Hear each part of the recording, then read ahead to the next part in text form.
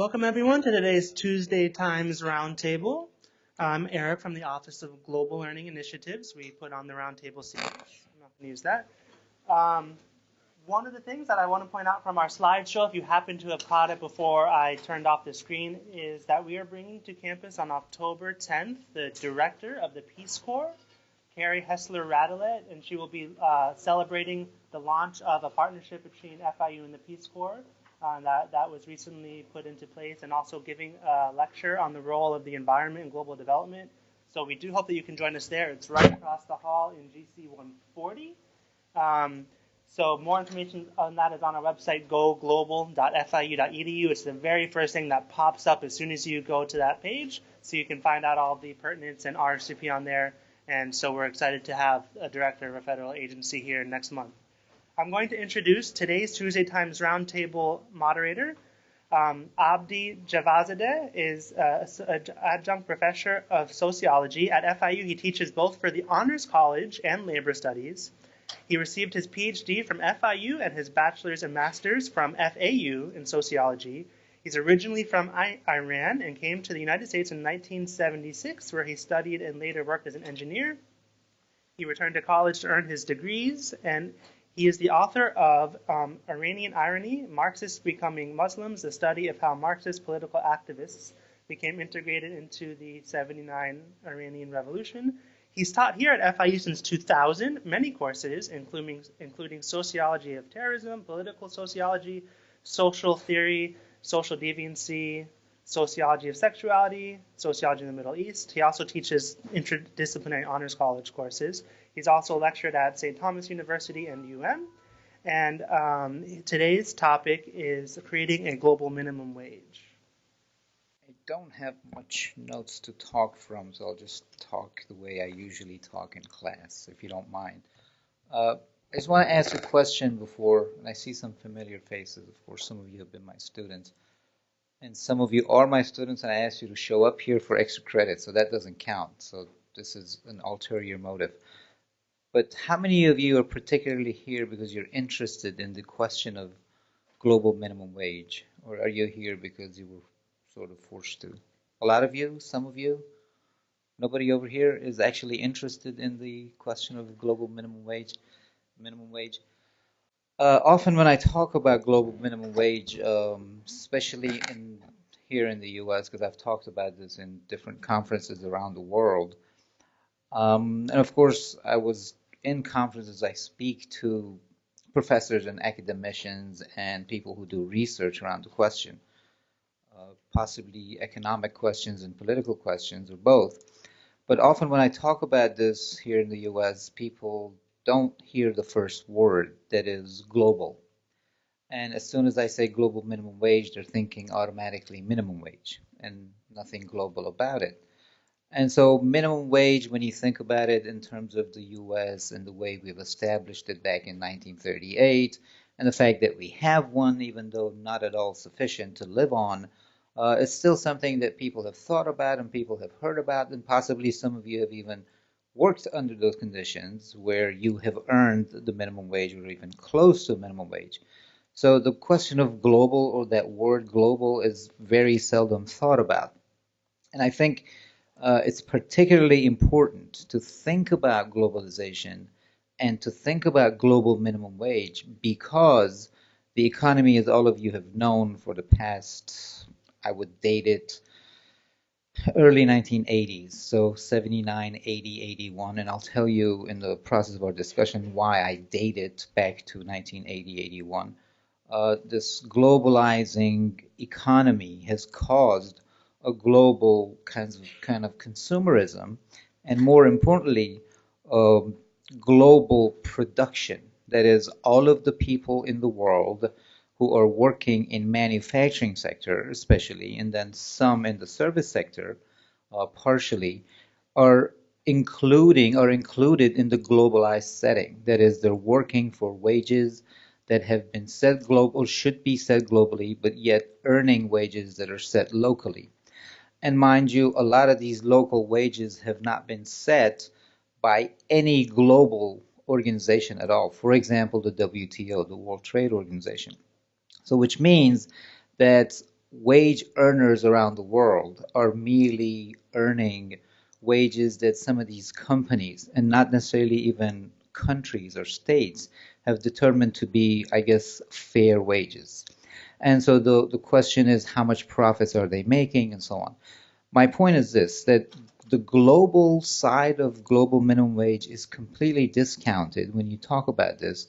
When you bring people's attention to the fact that I'm talking about a global minimum wage, then they sort of become disappointed or not interested anymore in the question of creating global minimum wage, because when they think about the aspects and how big it could be and who's going to enforce a global minimum wage and the fact that it's a really hard task to accomplish, then okay, it's a nice idea, but who's going to do anything about it? And in order to put anything together that will enforce any kind of a global minimum wage law is really difficult. And what's going to be the institution, and who's the organization, who's the organizing entity behind getting a minimum wage, a global minimum wage. We will talk, or I'll talk about what kind of organizations, what kind of institutions, groups, and so forth, whether economic or political. So they could be union, or they could be states, or they could be NGOs. Will sort of push the idea of global minimum wage forward. But before anything, I want to talk about the necessity of global minimum wage. I'll give you just a few numbers, some statistics, so that most of you probably know the picture, have thought about minimum wages, some of you have said, and know the problem of how low minimum wages are. Just to begin with, the way that minimum wage is paid to workers of the world, most workers of the world, is tantamount to slavery wages. Otherwise, if the people who are getting paid 7 cents an hour, 15 cents an hour, 8 cents an hour around the world were to actually be slaves, meaning, so slaves receive no wages, right? You own them and you get them to produce for you at, any amount of hours during the day, during the week, during the month, and so on. If they were actually slaves, it would cost these manufacturers, these companies, more money to have them as slaves. So what do? They pay them minimum wages, like 7 cents an hour, 8 cents an hour, 25 cents an hour, really, really low wages, so that they don't have to maintain the workers, so that they can realize even higher profits. If these workers that we're talking about who are earning, we're talking about close to 2.5 billion people that are making those wages. If they were to be slaves, it would cost the company even higher. It would cost them more money to maintain them as slaves. So they're paying them wages that are not even livable. So I'll cite an example. In Haiti, where a subcontractor is getting their worker to work for 15, 16 cents an hour. For a subcontractor who also produces Disney products, it would cost the worker 50% of their wage to spend on transportation alone. So going from home to work and then back home, they would have to spend 50% of their wages on transportation only. So that means they're only left to spend, to consume the remaining 50% of their of their wages. In Vietnam, a worker who earns minimum wage has to save all of his or her money to be able to buy one chicken, all of the wages for 1 month to be able to buy one chicken in that setting. So people are not living with the wages, because you get this argument that, well, it's true that 1.2 billion people are living on $1 or less a day, and 3 billion people are living with $2 or less a day. But maybe in those settings, that is Vietnam, Indonesia, India, Thailand, some of the Central American countries, that's all you need to live on. And the idea, the examples I gave you precisely point out to the fact that it's not enough to live on that, and you need to raise the minimum wage to what I call a living wage. So let me make a distinction as long as I'm talking about this, and this could apply also to our setting, that is to the US and the way we get paid. A minimum wage, I believe, should be for a person who's under 18 because they're basically not responsible for a household. It could be their household, but they're not responsible for their household. A living wage, however, should be paid to a person over 18. So even when we talk about minimum wage in the US, I think minimum wage should belong to 16, 17, and an 18-year-old. And after that, you have to earn a living wage. So minimum wage could be at 7.25, which is federally true, it's 7.25. And some states have it at a higher level. Minnesota, I think, is the highest right now. I think also Washington State passed law to make it $11. Minnesota is at 10.50. Some of the cities in California are, for example, 16.50, which is the highest in the U.S. But we have to think about a living wage. So a living wage, a minimum wage, as you know, last week or 10 days ago, service industry, people working for McDonald's, Burger King, and so on, were asking for a $15 minimum wage. That's the minimum wage. I think and I can break this down in numbers if need be, but a living wage for an individual should be $21 an hour, which means $42,000 a year if you work full time. And there's data to back this up. How is this possible? Again, let me go back to 1938. In 1938, when we set the minimum wage, it was pegged to productivity and then to inflation. So that means if from 1938 to 1939, workers of America produced 5% more commodities and services than the year before, you get a 5% increase in the wages, in the minimum wage. The next year, 4%, another 4%. If we had kept the same formula that Roosevelt started with in 1938, today's minimum wage, guess what it should be if we kept on the same rate? $22.50, which is more than 3 times than what it is today. So a $22.50 of minimum wage, according to the way we've produced, because American workers are the most productive in the world. That's why we have close to a $17 trillion GDP. If that was to keep up, minimum wage should be $22.50. If you listen to some of Elizabeth Warren, the new senator in Massachusetts, she talks about this a lot, and she's an economist, and she's formulated this, and this is the area that she's done research on. So this is the American setting. It should be up to $22.50. If we were to create a global minimum wage, then the global minimum wage, according to my calculations and the way that I've done this work with a few other researchers, should be up to $15 an hour. This is globally. So imagine instead of 15 cents an hour or 25 cents an hour or $1 a day, what have you, $30 a week, which puts your salary at about 25, 30 cents an hour, you should be getting $15 an hour. And that's in consideration with the way that workers of the world, anybody that produces is producing. That is, if you look at the trends of production in the past 30, 35 years, it's the nature of capitalism, and we'll talk about that socioeconomic structure too. It's the nature of capitalism to have to grow all the time. If there is no growth in one year, we call that a recession. If it happens for a few years, then we call it a depression. So which means bad news. We don't want to keep doing this. And if you look at the way things have been produced, the way we've been producing in the past 35, 40 years, you'll see that productivity is always going up, therefore meaning that workers should be getting a share of that. So let me give you another example compared to 120, 130 years ago. When economists were hypothesizing about what's called the surplus value, what would happen is in a 10-hour workday, the worker producing surplus value would spend the first hour, that is 60 minutes of the 10, 11 hours that he was working, producing the wages he was getting paid. Let's say he was getting $2 a day, which back then was really high, if he was getting $2 a day.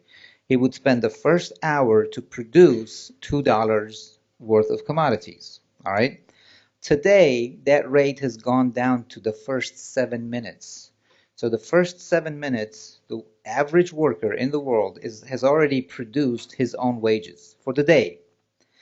After the first 7 minutes, now they're producing for the factory, for the company, for the firm, which means that almost all of the 10-hour, 8-hour, 9-hour, 12-hour day belongs to the factory, belongs to the company.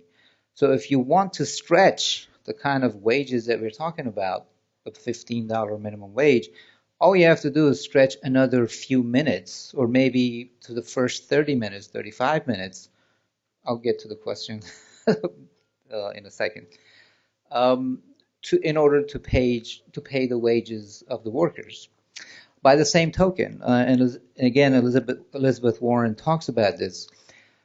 She has said that, for example, at a McDonald's, if you raise McDonald's minimum wage salary, so $7.25, which is what they pay, the federal wage, if it's raised to $11, the price of a Big Mac would only increase 4 cents.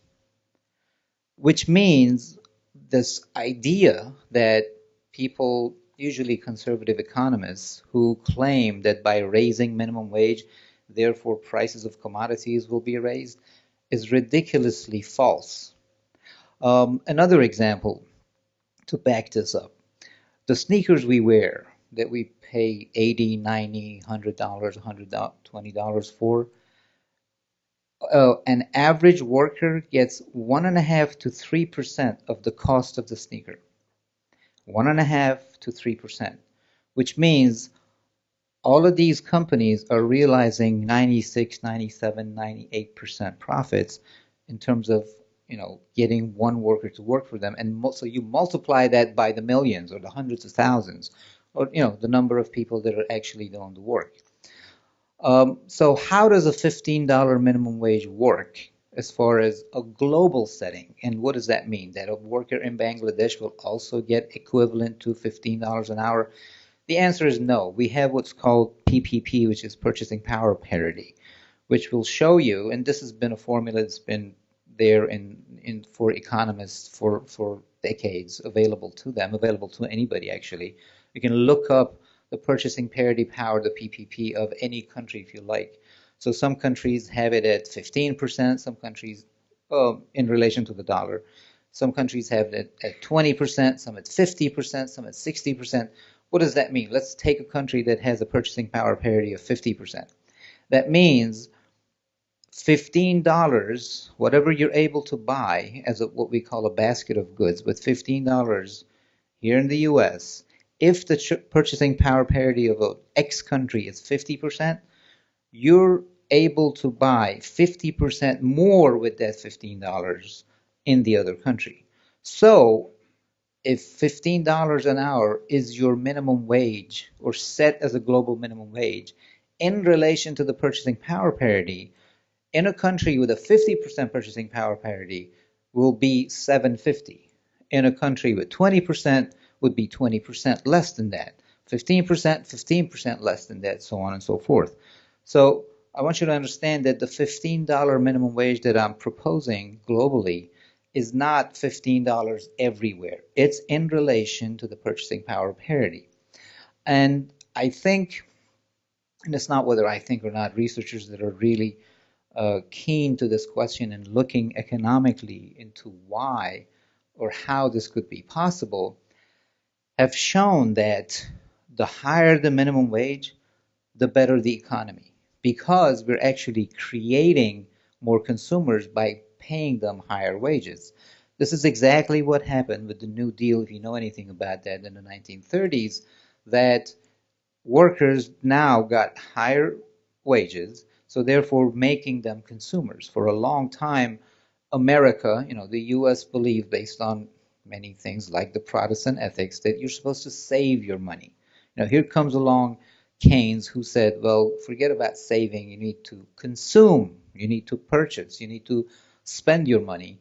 So the Roosevelt administration decided that wages should get higher. So they went from few cents a day to $1.50, $2 a day.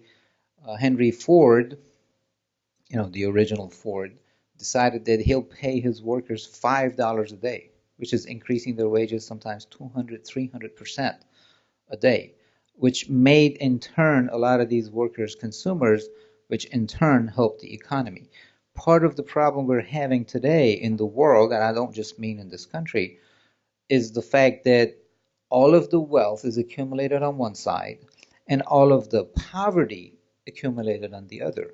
So it looks like 92, 93% of the world's population are living in harsh conditions, most of them in poverty, a good 50, 55% of them in poverty. Like I said, 3 billion people live with $2 or less a day, and a completely 3, 4, 5% on top are completely living with money they don't even know what to do with. So this disparity between the accumulation of wealth on the one side and the accumulation of poverty on the other has caused a non-consuming world economy. Whereas creating the global minimum wage will put it back on track and make it a consuming world economy and help not only people live higher with higher standards of living, but also would create a better economy in turn. And this would be a picture globally. So therefore, let me sort of conclude. I think, look, when in 1938, and mind you, the last time a global minimum wage was proposed was back in 1926, basically by the ILO, the International Labor Organization. And since 1926, no one's touched that, and I mean in a serious way. So if we were able to create minimum wage in industrialized countries such as the US and Western Europe and Northern Europe and so on, I think at the same time it is possible to create a global minimum wage for all of the countries in the world, for all of the workers in the world. And I think the things we need are organizations, groups, political activists, some governments that want to get in on this, and I'm skeptical about governments wanting to do that, mostly in the world, and many people who think that this is a possibility. I will assure you, this may sound strange to you today to propose a global minimum wage, but in a matter of 15, 20, 25 years, we will have a global minimum wage established for the workers of the world. And I think then it'll be a very different economy. It will be a very different setting. All right, I'm going to end my talk here. There's a lot of detail that I don't want to say bore, but I don't want to give you right now because it may not be necessary because a lot of you know a lot of the statistics. But I want to open it to some discussions or some questions so I can address those questions if I can. You say that minimum wage always improves economies, but here you're saying that our productivity is relative to 2250, yet we're at 725, yet we're a pretty strong, economy compared to the places that you're talking about. So my question is basically what is your position with regards to the Marxist perspective that says that minimum wage is just temporary appeasement because surplus value will always increase? So at certain places it's faster than others, obviously, but That's a very good question. It's also a very fundamental question.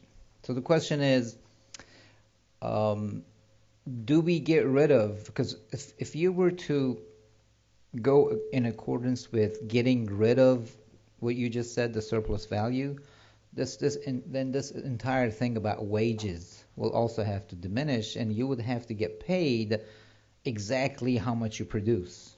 So if you're a worker and you're producing $1,000 or $10,000 worth of commodities that one day, you should be getting $10,000, therefore not producing any surplus value, which is really fundamental. Like you said, some Marxist economists argue this, which is really fundamental in a critique of capitalism, right?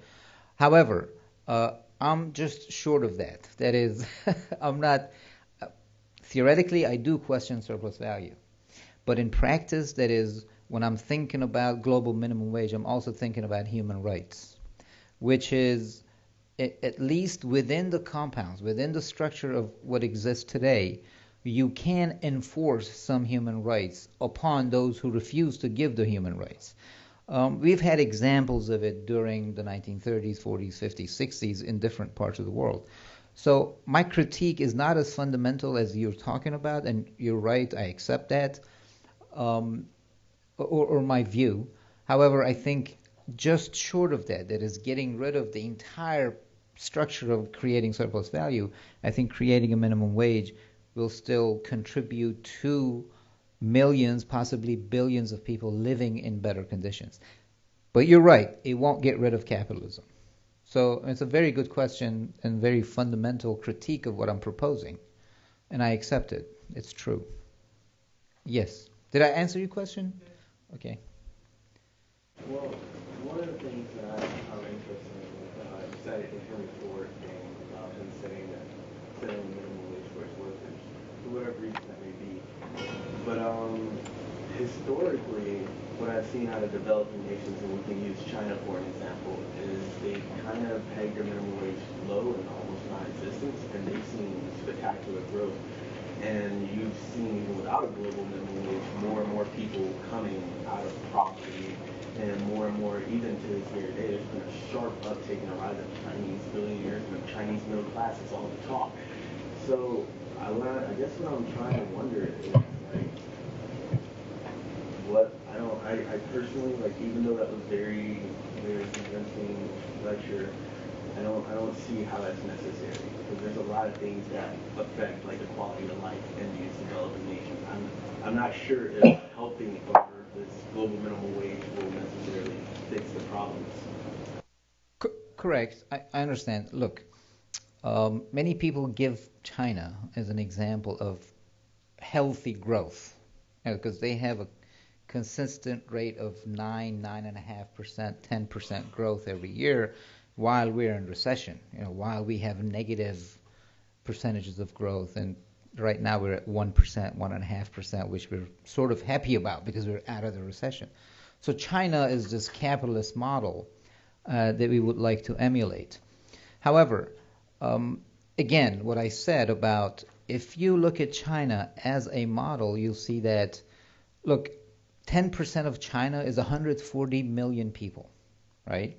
So let's say 10% profited from this process, which is 140 million people. So yeah, you like 140 million people to become middle class, like you said, but at the cost of the other 1.2 and some billion people being driven into poverty, because a lot of these Chinese workers are getting $1 a day, $2 a day, which means that, again, the global picture I painted for you, the disparity between those who have become middle class, as you said, or those who have become billionaires in China, if you look at this quantitatively, the number of people who have been doing well as a result of the past 30, 35 years compared to those who are living in really miserable conditions is, again, what I'm talking about. So I don't think personally, if we were to continue to look at the Chinese model as a model that everybody should emulate, I think we will be in worse conditions today in the world, per country and world, than we would have been 10 years ago, 15 years ago. Do you understand? So yes, if you're profit-driven, China makes sense. But if you're human rights-driven, China makes the opposite sense of that. But I mean, go ahead. I like debates. Well, like, you brought up the factory thing about, like, workers making 15 cents or getting slave wages and all that stuff. Well, my thing is, like, I refuse to believe people are as stupid as that in general. Why would you take a job that is useless? Like, useless mean why would you take a job that pays you 15 cents an hour? Right. Despair, basically, the lack of other opportunities to work and so on. There's so many reasons. You have family to feed, you have to feed yourself, and there's nothing else available. So many other reasons. Look, Nike in mid-1990s was severely criticized for using Indonesian laborers, getting them to work for Nike and paying them really low wages, right? So we showed all kinds of documentaries on how terrible Nike is, and they're paying really low wages, we need to get rid of that, and so on. Nike succumbed under the pressure of people who criticized it and said, okay, we will leave Indonesia, all right? No problem. We'll go somewhere else and set up shop. In fact, they were planning on going to Vietnam. when they planned on leaving and they were going to their factories to shut the doors and leave, Indonesian workers who were getting 15 cents an hour protested, asking Nike not to leave. That's the kind of despair I'm talking about. So yes, they were happy about getting, I say happy, but comparably, they were at least able to work with the 15 cents, right? And so they said, please don't leave, because if you leave, there's nothing else for us or nowhere else for us to go work for. That's the kind of despair that would get you to work for 15 cents an hour. So, like I said, they took the job because it was their best option. So that's why they don't want Nike to leave. Well, Right.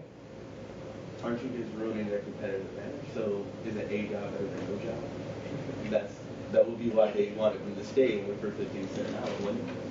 Right, but look, if you're profit driven, right? If you're trying to make as much profits as you want, then you're going to leave an economy, whether it's in just Indonesia, just China, just one country, or worldwide, doesn't matter.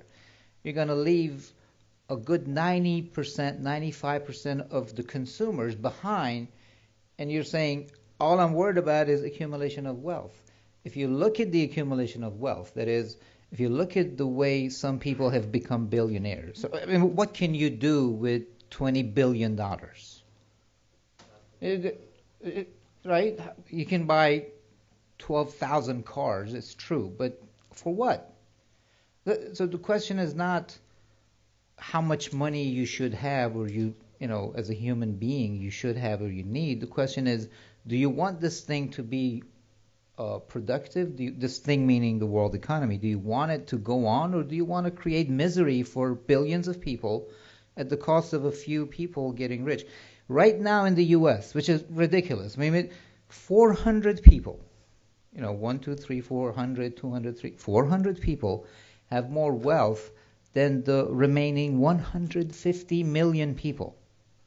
That's not healthy, number one. Number two, not sustainable. This cannot go on forever. Because sooner or later, even if those who are not making the wages don't protest and oppose and come out in the streets, and the thing would collapse in itself. Because you can't have an accumulation of wealth for just a few hundred people while everybody else is miserable, and your argument is because I want more money. It doesn't even make economic sense, is what I'm trying to say. But if you're driven by that, sure, you would sort of like and defend this Chinese model, which again, this is one of the things I've always thought about. We always say capitalism brings democracy. And I see the capitalism of China, and it's very healthy, like you said, and I see absolutely no democracy. They've gone the opposite direction, and my contention is this. The world is going to those opposite directions, not just China. So here we're losing more rights, and I mean political rights, social rights, economic rights, because they're going to the opposite direction. But let me get some other questions. Yes. I have a question though. Wouldn't you kind of mentioned the McDonald's thing as an example, but wouldn't it become a cycle? Because in the 1940s, a nickel for a milkshake.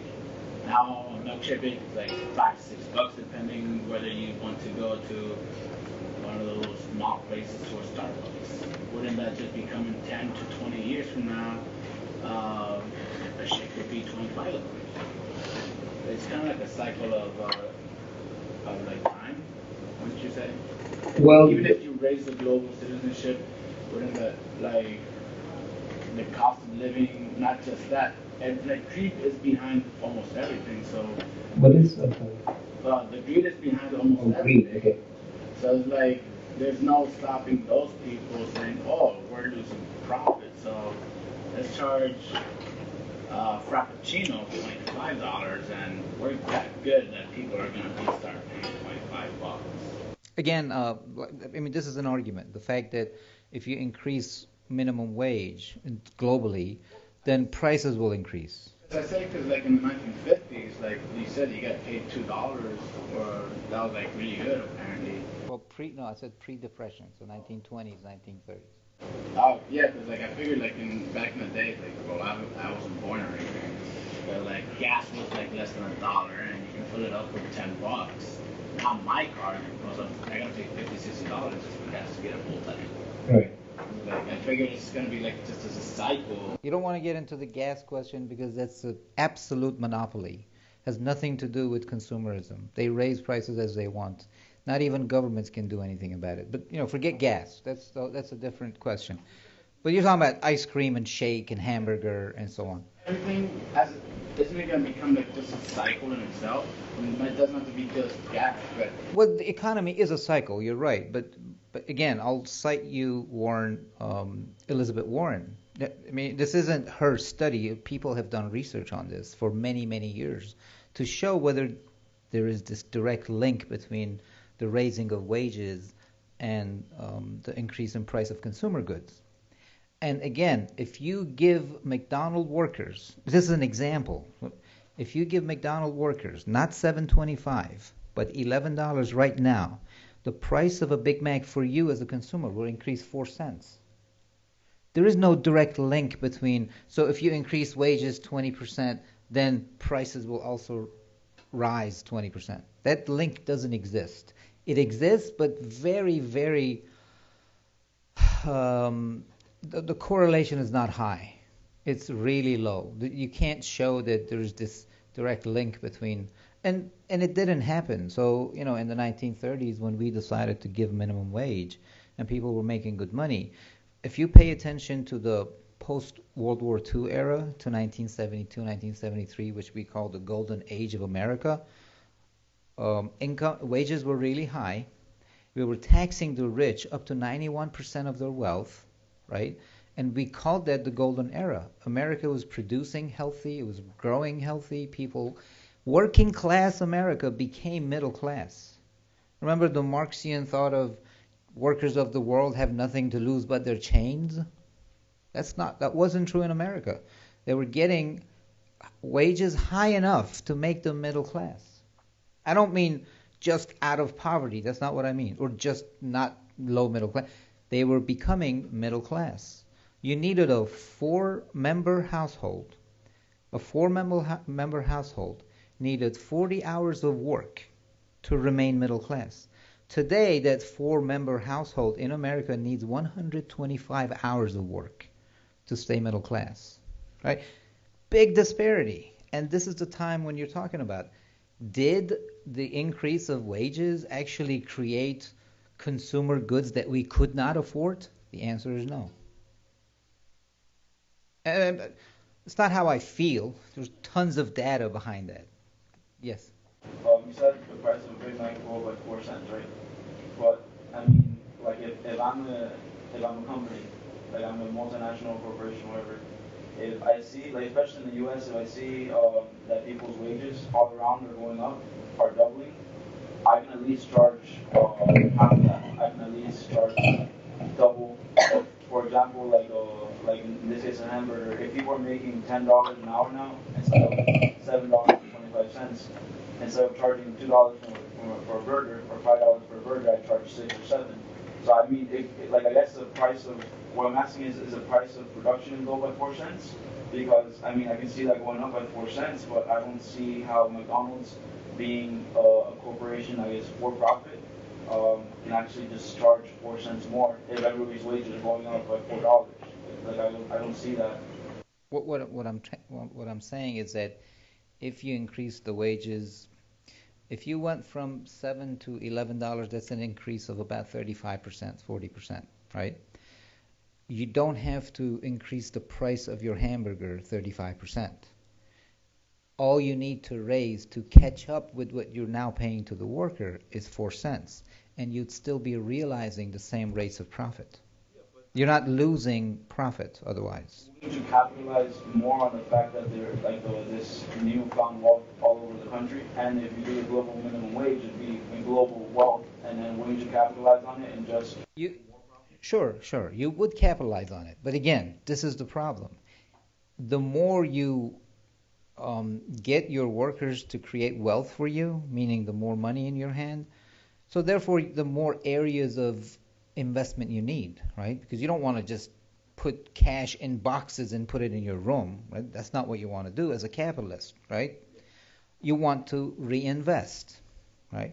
The problem today in the world, the problem, most importantly with the economic structure, is that there's a lack of areas of investment. So sure, realize more profits, but to do what? This is, go ask the most conservative economist you know, right? What is the problem today in the world? The lack of areas of investment. In China, right?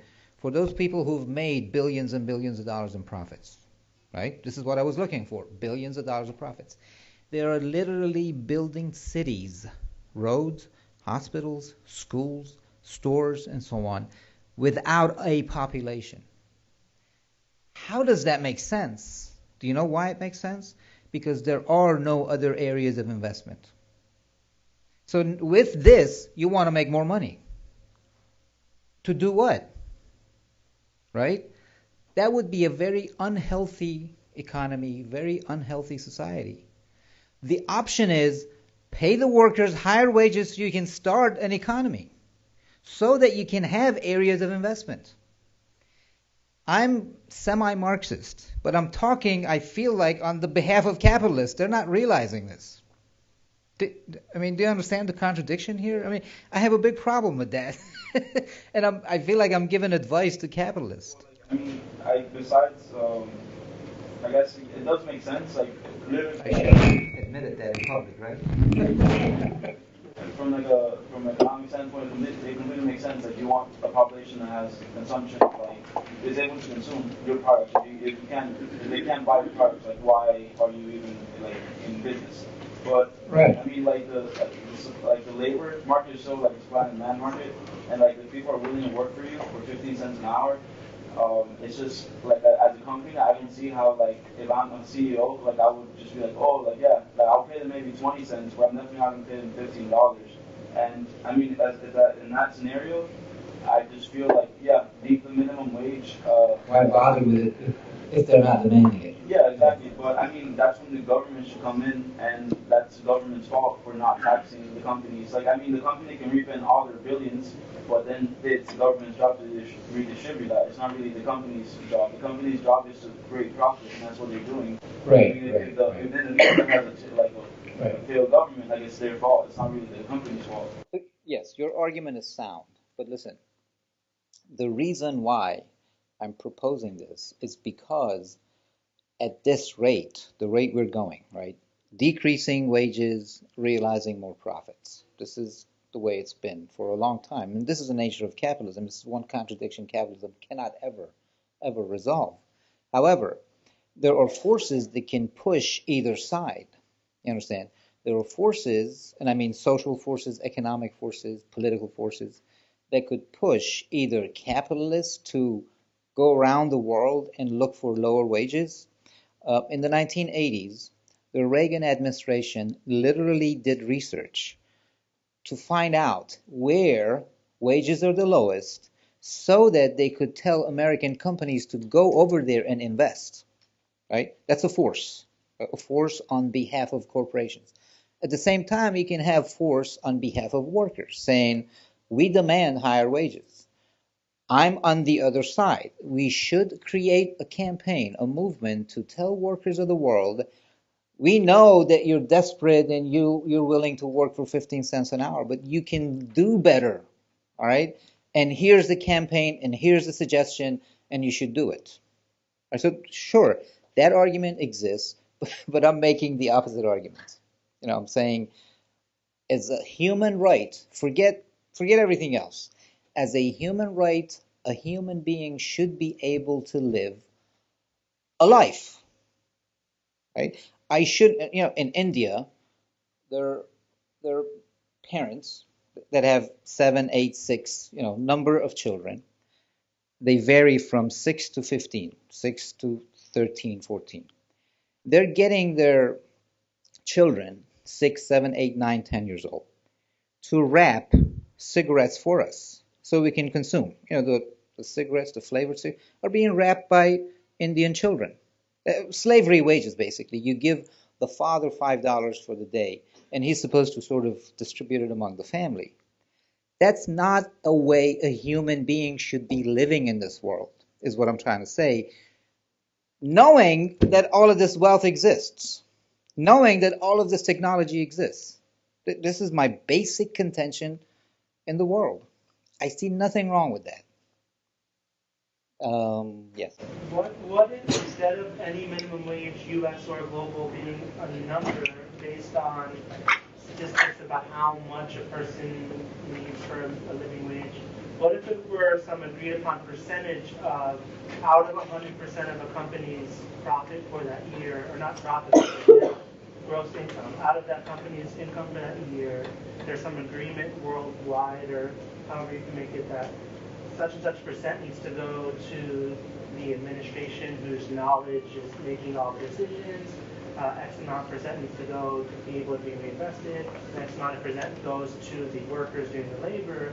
I feel like that would avoid arguments that it would shut companies out of business because we would know that the percentages that they need to stay open are still there, and it would avoid these gray area questions of how much do people deserve if they run the company, how much do people need if they are the labor, or just be like, this is how much is being produced, and this is how much of the producing each of those levels did. Sure, they could. I mean, this is also another process, but there would be an endeavor left up to every company, as opposed to this, global sort of a law. That could be, but I think that's more of a top-down approach. What I'm trying to talk about is a bottom-up approach.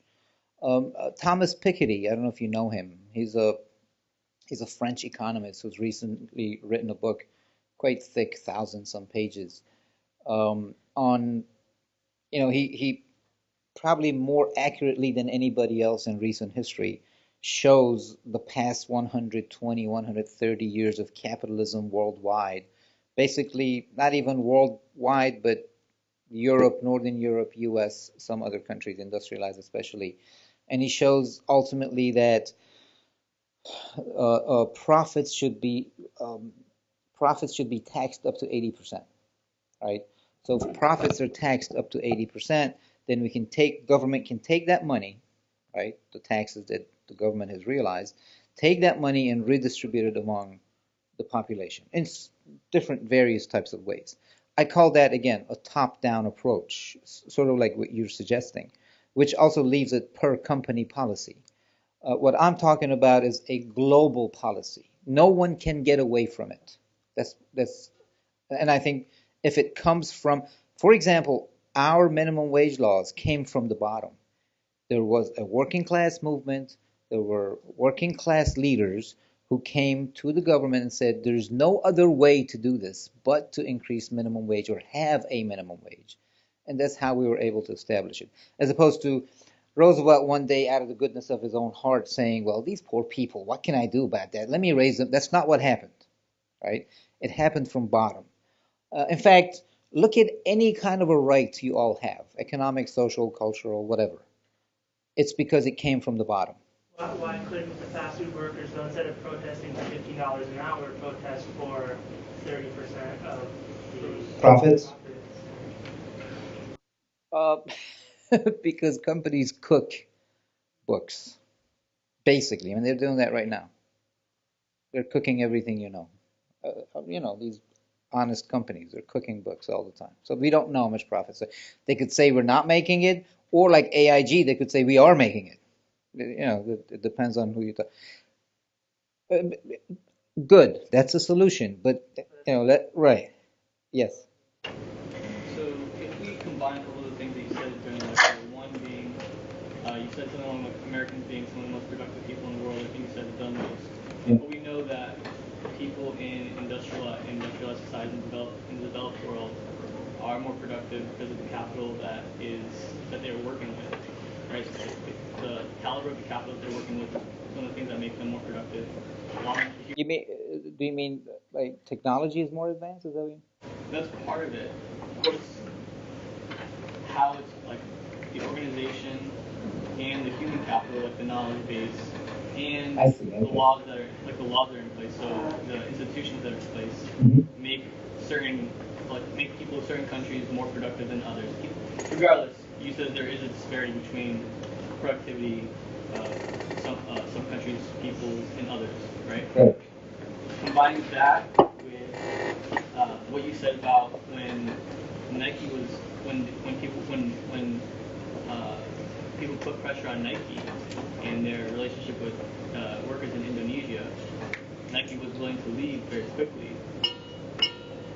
Wouldn't the global minimum wage really put third worlders at a huge disadvantage to first world workers, because companies would just divest from all of the third world and go towards the more productive people?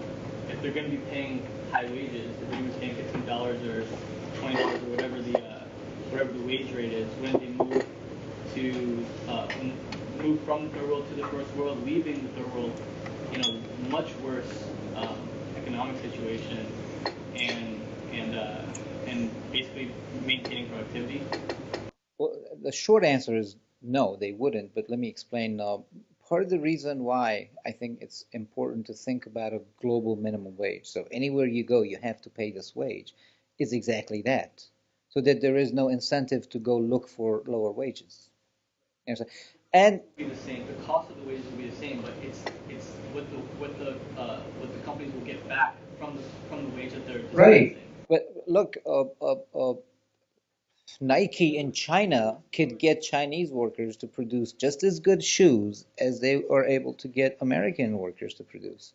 So the quality of, also the quality and the quantity of work doesn't diminish just because you go from one country to another, because everything is what we call scientifically managed. It's not up to the worker to be or not be productive. If you can't be productive on an assembly line, they get rid of you. Whether you're American, Chinese, Indonesian, Vietnamese, Bolivian, Peruvian, Argentine, it doesn't matter. I agree, but like for example, we know that wages in China are pick your country, Haiti. Uh, there's a reason why all of New York City has not moved. Like all of the structural parts of New York City haven't moved to Haiti and been able to get the same type of productivity from from people of Haiti than from the people who are currently in New York. Services, maybe, not, right? Or manufacturing. Only if it's only about wages and like productivity being transferred from one area to another, then there's no reason why New York should exist in relation to. It's a very good point. Actually, New York and cities like that are being depleted of the kind of service they used to be able to provide. Meaning, yeah, Detroit is an excellent example. In Detroit, so as far as manufacturing is concerned, part of the reason why Detroit is a bankrupt city, the most industrious city, the most productive city in the history of the U.S. in manufacturing, is a bankrupt city because this happened. They were able to take manufacturing jobs, a lot of service jobs, out of Detroit, take it to places where wages are really, really low. So I'll give you a specific example. In Detroit, Flint, so on, these manufacturing cities, an average American worker was getting $25 an hour, which means $200 a day, right?